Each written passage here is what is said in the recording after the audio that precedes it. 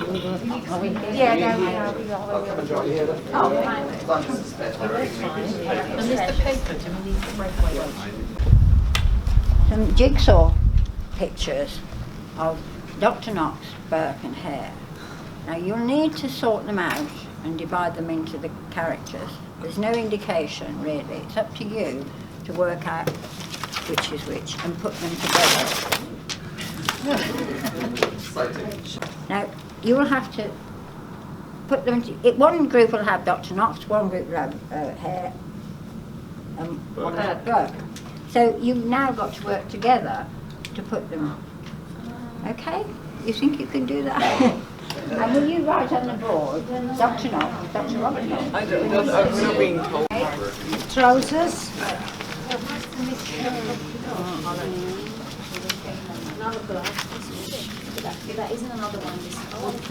Is that inside or no? Yeah, yeah. Oh, underneath maybe.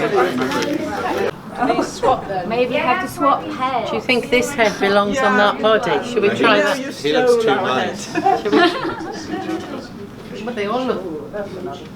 You just want that doctor. That doesn't fit. It doesn't fit. No, I think it's Yeah, we're happy with that. Maybe this one. Does your head fit perfectly there? Yeah. It does. We already had that one. We swapped it because it's We already changed that because remember the tie, the colour of the tie is the same as jacket. We did, you're right. That is right. That fits perfectly. You think to yourself, should I tell them or should I let them carry on working it out? And I know Cecily has been saying her instinct was to intervene and say, stop, you've got it all wrong. And, surely some of you must have felt that urge, but just to let it unfold and develop and let them figure it out. Very difficult.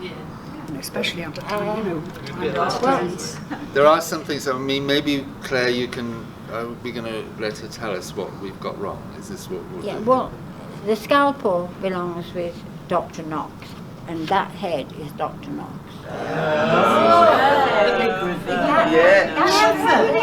And you took that hat away. I think we'll be quite close. Should we move that head? Swap those?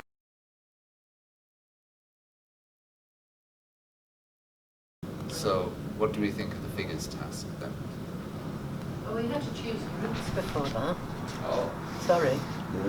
There was the group forming, which is always a big thing.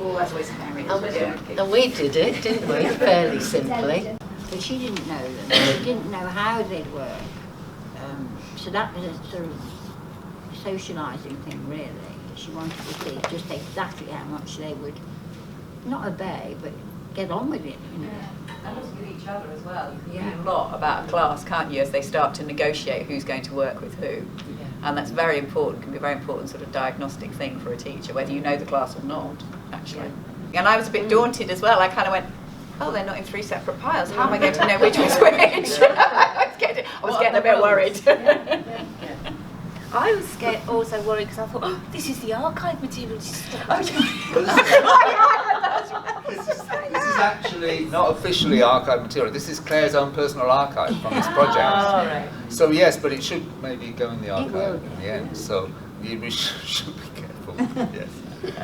So yes, Cecily, you had some observations on that. I thought this was an extraordinarily interesting, challenging task on a number of levels. I absolutely adore jigsaws. They saw me through COVID. And in fact, apparently the cost or the value of jigsaws rose. I was jigsaw rich during that time. So it was just extraordinary to watch you. And I assumed that you'd been told, this is Dr. So-and-so, this is Burke, this is Hare. And I also wondered if everybody knew who Burke and Hare were apart from what was in here. So that was another question I had, and at what point did the kids request any information about that? Yeah. But on this task, apart from wanting to shout, "That's wrong," quite a bit of the time, it challenges working together. It challenges spatial awareness. It challenges a kind of visual acuity. Can you instantly spot, that's a knife, that's a club? Can you, do you have any information on the costumes of this period? Would a gentleman wear a coat like that, or would they wear a short, almost working man's coat like that, except I'm not sure, maybe they would. So it also promotes a great deal of research on if one of the kids, for example, if it was more of a theatre class, was interested in stage costume, it would promote that. So, I mean, forget about the drama, let's just make jigsaws and see who these people are. You know, I can see all sorts of other possibilities. And if maybe then we've got these people, then it goes off in a whole other direction, completely apart from Burke and Hare or whoever. So it's like playing with paper dolls. Did you ever do that as a child? Yeah. And put little costumes on them and have them meet each other or not. Much more interesting than an actual physical doll, in my opinion, because you've chosen it, you've created it. If the gentlemen don't know what I'm talking about, do your research. But you know what I'm saying? It just, everything she does sparks more. It's generative in the deepest possible sense. When other people took things, say, "Oh no, that's it," because it doesn't fit. Yeah, because it's a jigsaw. Actually, it became what's important is that fits together. Yeah.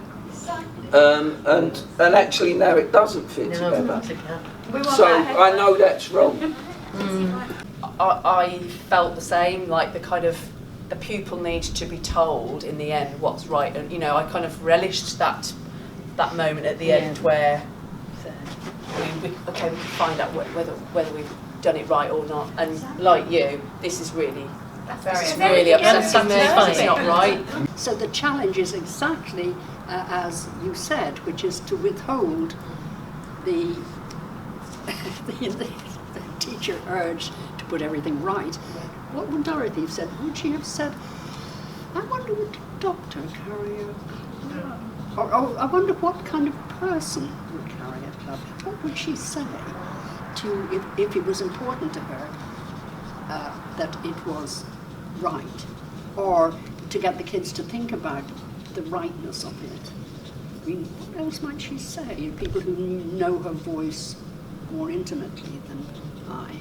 If they are right or not right, I still don't know actually, because people have problems with the final solution. But the thing is that the whole story the children have to work on, it is a kind of puzzle which is not finalized, right? I love what you're saying. I think that's absolutely it. It's still open. It's still full of possibilities. It's still, he's got a, how did he lose his eye? So, extraordinary. What I liked there as a participant was, okay, so now I want to know why the doctor, who I thought was the most respectable person of these three, now looks like the most disreputable person. And if he's someone who I've got to judge his morals, well, I'm already making decisions, I'm afraid. But that's very unfair, just because he's lost an eye. Yeah, I have the same feeling. Yeah. Really strong thinking. That doctor, no doctor I've ever seen wears an eye patch. And surely he'd have been able to fix his own eye. I know. It makes him look a bit disreputable, I think. It's because he's fallen in with the wrong type of people. And he found himself, down a back alley, picking up a dead body from Burke and Hare, and got into a fight. Maybe the identity of these people and look of these people gives authenticity of this old story, I would say. I'm thinking exactly what I said earlier, that this is like task, task, task, task, that's leading us towards, it may not look like drama at all. Is it drama at this stage? And it could be seen as very slow, because she's not going for the big drama moments at the moment. she's edging it in, she's building up the depth of our immersion, I suppose, in this world, bit by bit by bit. And some teachers might well look at it and think that's really slow, that's something we discussed, didn't we? I was in the lesson and I thought, God, this is really slow. These kids are going to become disengaged from it. They weren't, but it was very slow. It's whether they realise it or not. They've created 3 characters here. That's right. They've created material Yes. for the future. Yes. They've created an anomaly here with the guy with the eye patch. So, you know, if we were in a devising process, for example, we might use this as a technique to generate, you know, characters and plot developments and ideas, or to, you know, or whatever.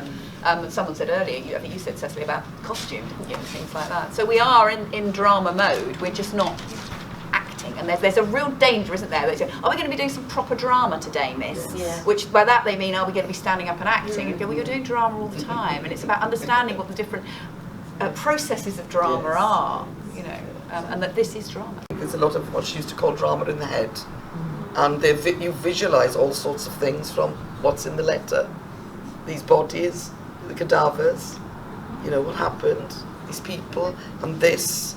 And I think, you know, if you don't have a visual in your head, what part of doing drama, as some people perceive it to be, you know, you'd be doing an empty, as David said, you'd be having the crust on the top and an emptiness in that pie. So I think this is the meat of the pie, and it's building those images, for me anyway. I think that actually they're already in that place that we talked about this morning, that they're not in the usual kind of classroom place. They've already shifted, this work has shifted them into the other place. You know, on the cusp. Taking parts and making wholes. Wholes, yeah. You know? And making ourselves into a whole group as well, into the bargain. So we're taking bits of bodies, just like he did, and we're creating people. So we're taking dead bits and bringing them to life. That seems to be something that's going on here. When we were doing things like that with my 4 to 6 years old, many children have asked me in the beginning of the year, are we in the story now or out?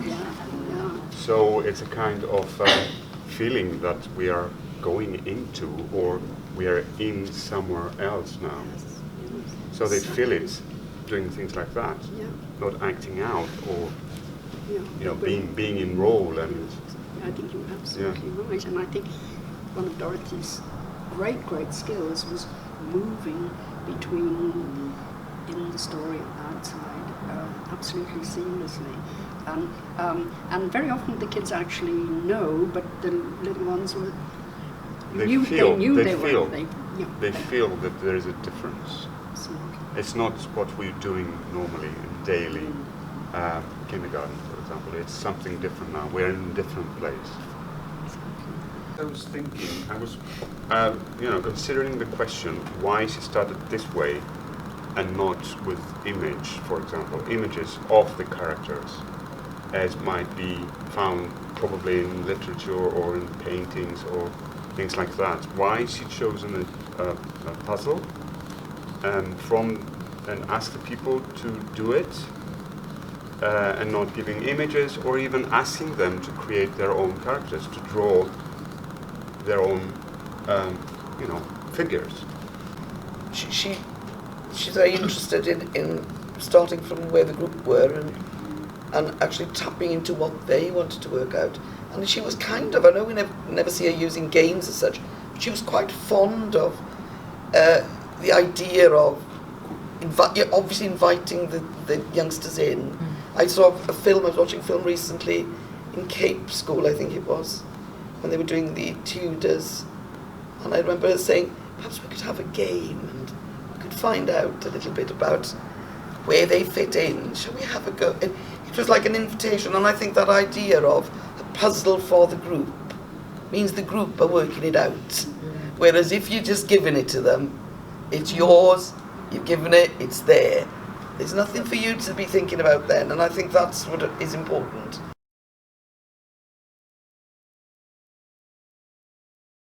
Said something like, these are not just bits of flip chart paper, these are 3 people, 2 who are, you know, 2 who are responsible for getting bodies, and 1 that we think may be responsible for knowing more. Also, I've got the words wrong, obviously, but it was that sort of, you can recall her voice. These are not, you know, they're representing, they're very valuable, they're symbolic of the people, you know. They have to change bets and, oh, this one will fit yours, this one will fit yours. So they have to share. So these are very important skills to have as well, to develop in the children. So when you do this sort of work, you're forcing them to do it, even if they're not keen. They'll probably do it. Yeah. There's something about a jigsaw puzzle, and you said you were doing a load over lockdown. But I mean, there was something that you did as a child, weren't there? They're sort of in our culture to piece things, to try and find out how this bit fits with that bit. It's kind of you want to build a big picture, don't you? There's something natural, I suppose, or something that it's an offer you can't refuse. I think there's such amount that history doesn't even know about what went on, it's wonderful. It kind of reflects back something central in the whole piece of work. Now, you wanted to say something? Respond? Well, I'm just to keep questioning. That's it. I don't want to bother a group more about that. I'm just. It's also very protected. You know, how can you go wrong? It's all just bits of paper. You know, they can do it. Maybe if you don't have a teacher like me that says that's wrong.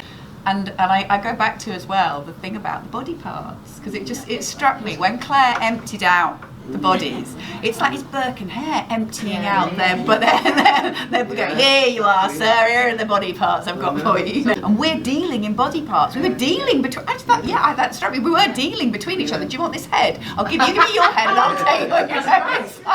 So we are doing it because we're not happy with it. We're not happy with it now, and we are becoming them in a sense, aren't we? Whether we realise it or not. But had Dorothy prepared the puzzles, or that's something that you did? The puzzle parts? Oh no, my older pupils prepared them for the young ones. Brilliant. All students did. Principle of the archive is this, what was that quote, taking parts and making whole. That's what she wanted people to be doing, to be looking at these, taking these parts, making them whole for yourself in how you think about how you might use them. So now we have all these notes that we can put on the website, the web page, about these tasks and our thoughts and understanding about them, because I do think that this kind of thing, going through what she did, is a way of learning about what she was about and making sense of it for ourselves rather than reading a textbook about it, a book about it. So that's great, so I'll keep all this and put it on the website. And thank you, Claire, because we've only been through a few we've got so much out of it. It's only just begun. Just begun.